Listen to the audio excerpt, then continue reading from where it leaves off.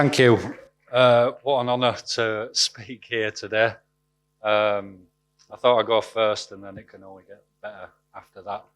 I just want to kind of give you an insight into kind of a shoemaker's journey and perhaps how difficult it is in the modern age and certainly 20 years ago when I started.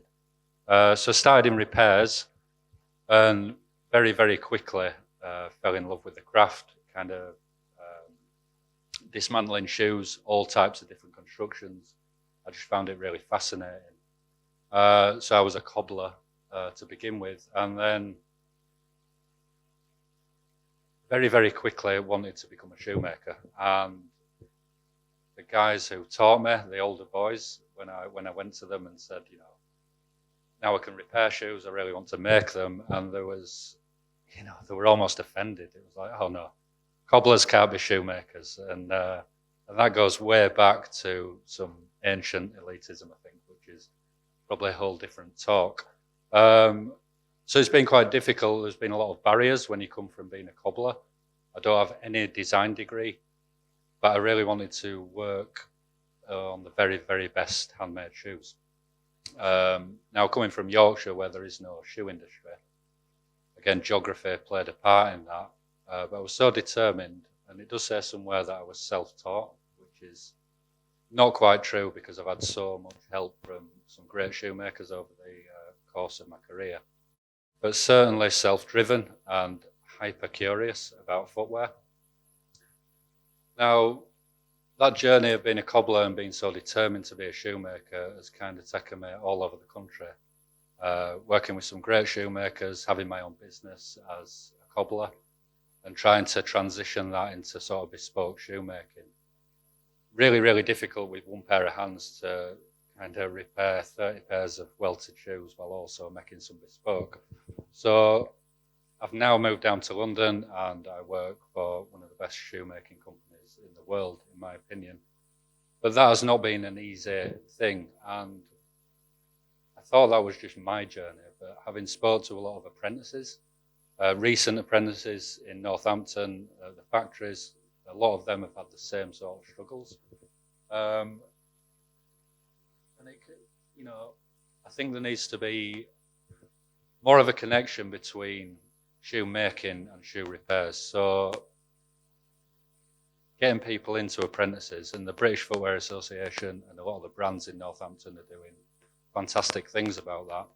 But there is a whole repair industry that is completely ignored.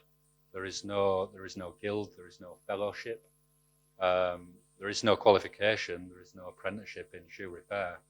But shoe repairers, you know, they're working with broken shoes, so they're working with no shoe lace, it's very old leather, and it's very much a problem-solving craft. And I think there's an untapped pool of talent there for the shoe brands to be able to tap into and bring those skills across to shoemaking and kind of bridge that gap. I also think with a lot of the shoe courses, the degree in shoe design and things like that, I know a lot of shoe designers who come out of design and don't necessarily know how to use a knife properly because they just haven't had that experience. So I think, you know, with the courses and the universities, they could really tap into the repair trade and have some work experience for the students to go and learn to use these tools. And I've been banging this drum kind of at various volumes for many years. And it'd be nice to see that gap sort of bridged. Whether that's going to happen, I certainly can't make it happen as one man, but it needs the British Footwear Association and the universities to come together on that. I think there is a perception that cobbling is a lower end of the shoe trade, and I don't think that's true at all. Certainly a lot of the older shoemakers I've met have been really respectful of where I've come from. Although I don't have a design degree, I can certainly use tools really well. My journey has taken me, luckily, onto the repair shop on TV, which is a great gig, and I feel very lucky to be able to do that and kind of highlight the craft for the wider world of shoemaking. I think for the future, the repairs, as I said, definitely need to be integrated into the apprenticeships, and just reframing what a factory environment is like. I think the ones I've been in recently in Northampton, it's not like they were in the 40s or the 30s.